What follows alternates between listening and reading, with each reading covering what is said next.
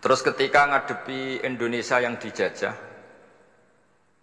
ya Indonesia yang dijajah, ini Mbah Hashim bersama kawan-kawannya sepakat iktikaf di Multazam. Ini saya baca ya. Wa akhiran istama'a ma'a nukhbatin min haula'i talaba min zalama alaihi al-had Muhammad Hashim ala ayata'ahadu wa yakumu bi amalin fi lailatin lailan min laili syahri Ramadan. Al-mu'azzam istama'a haula'i talaba waladina yantamuna ila iddati qawamiyatin. Qawamiyah itu kalau bahasa sekarang perlawanan min Afrika wa buldani janubi Asia, Asia Tenggara, wa Asia al-Wusta, Asia Tengah, wal buldan al-Arabiyah.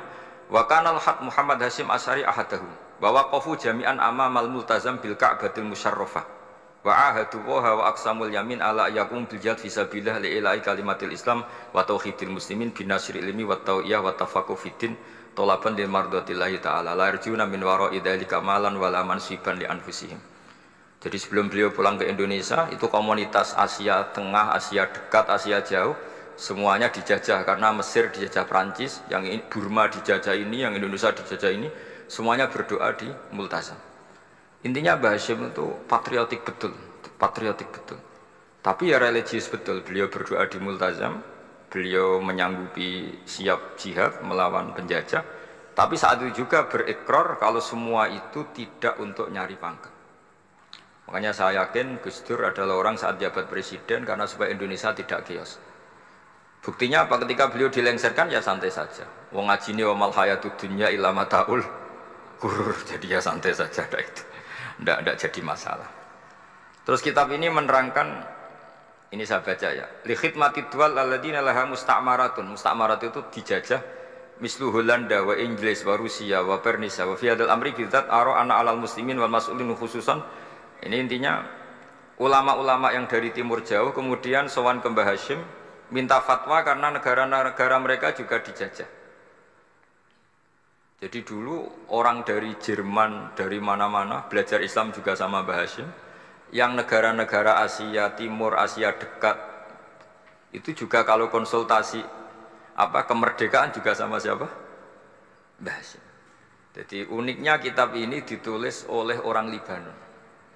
Jadi orang Libanon itu saking penasarannya sama Mbah Hashim Asy'ari itu datang ke sini. Ya datang apa? Datang ke sini untuk belajar sama Mbah Hashim.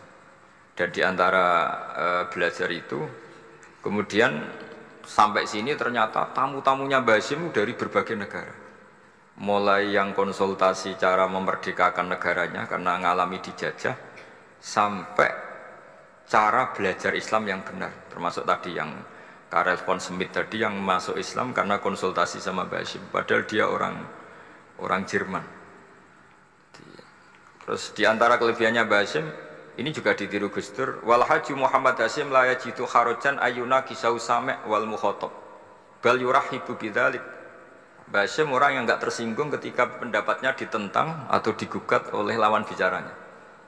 Beliau santai, tidak terus ya tidak berontak, ya santai aja.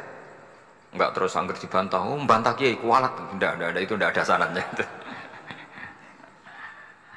Nah ini saya pastikan ya bahwa kehebatan Gus Dur itu kita nggak lepas dari barokahnya siapa? Mbah Hashim. Sekaliber Rasulullah SAW sebagai Sayyidul Khalqi, Sayyidul Anbiya al-Mursalin, beliau yang ngakui ana da'watu Ibrahim wa bisyaratu Isa. Aku hebat ngene iku barokah dungane Nabi siapa? Ibrahim. Maka ini sesuatu yang saya tekuni, jadi nggak salah. Kalau bicarakan Gus Dur ya harus bicarakan Mbah Hashim. Sama bicarakan Nabi Muhammad SAW juga harus membicarakan Jadduhul A'la yaitu Ibrahim alaihissalam. Jadi ini kitab bisa dipakai atau digasap ya nggak apa-apa.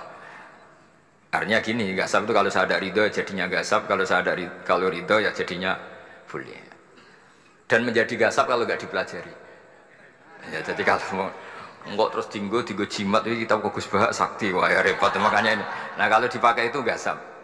Tapi kalau nanti didiskusikan sama teman-teman, kemudian menjadi baik, menjadi luar biasa, saya ikut ngamal.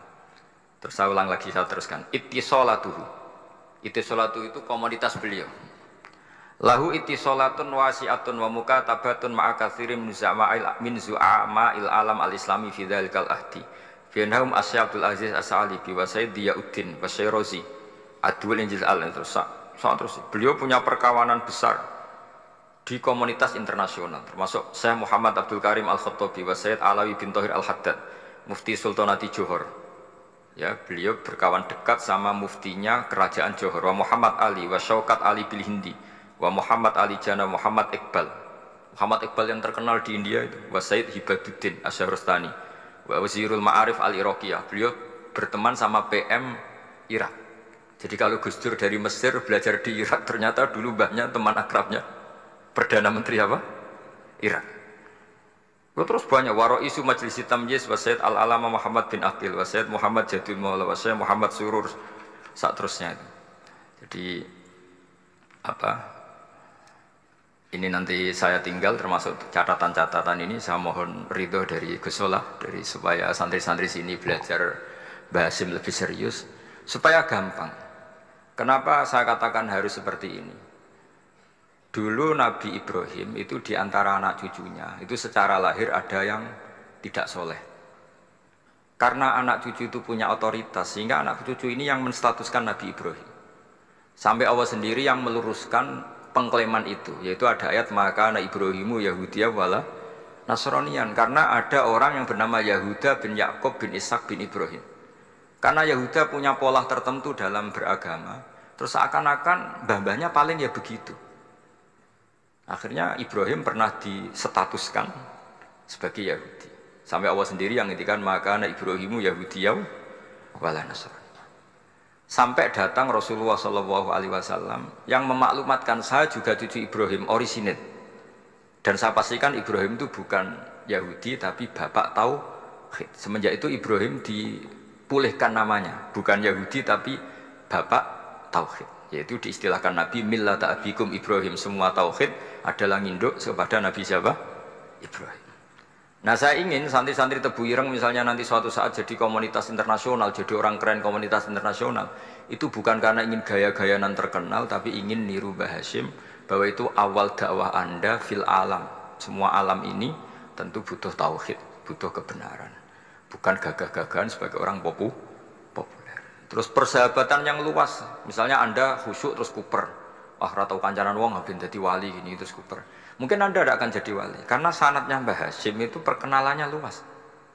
Sementara kamu milih kuper, gak pernah berteman orang, tapi sanadnya sampai Mbah Hasyim itu membingungkan sanad itu. Wong Mbah Hasyim tidak gitu kok kamu nyanatkan begitu.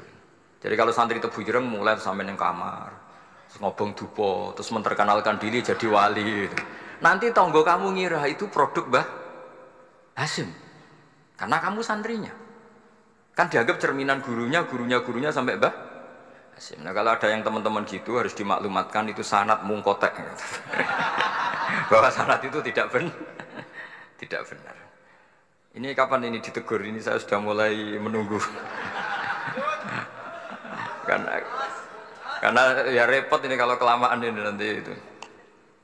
Terus ini khazanahnya Mbah Hasyim. Khazanah itu ya perpustakaan kalau sekarang. Maktabatuhu.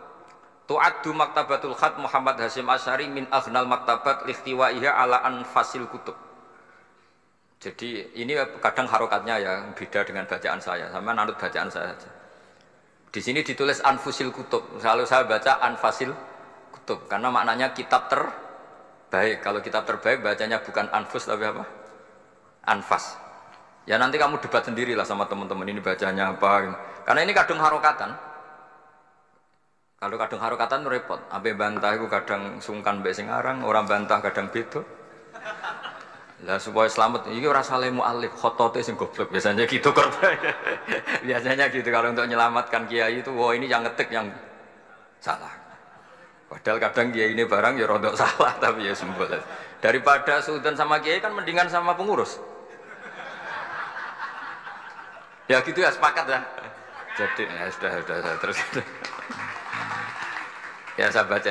Tu'addu maktabatul khat Muhammad Hasyim Asy'ari min aghnal maktabat likhtiwaiha ala anfasil kutub al-ilmiyah al-islamiyah. Jadi kalau tadi yang diceritakan para kawan-kawan Gus Dur suka baca. Itu Mbah Hasyim itu kitabnya banyak sekali dan semuanya kitab terbaik. min matbu'atin baik yang dicetak wa makhtutatin baik yang masih tulisan tangan asariyatin qadimah baik kitab-kitab yang sudah hampir punah karena saking lamanya wa tadummu hadil maktabah jullal kutub al muallafah wal lughat al arabiyyah wal indonesia wal jawiyah wal malaysia wa ba'dal lughat al ajnabiyyah al ukhra.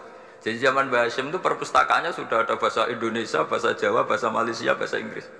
Itu yang nulis orang Libanon. Sampai santrinya Mbah Hasyim tidak tahu innalillahi wa inna ilaihi rajiun. Maka ini yang kepertobatan ya saya kasih.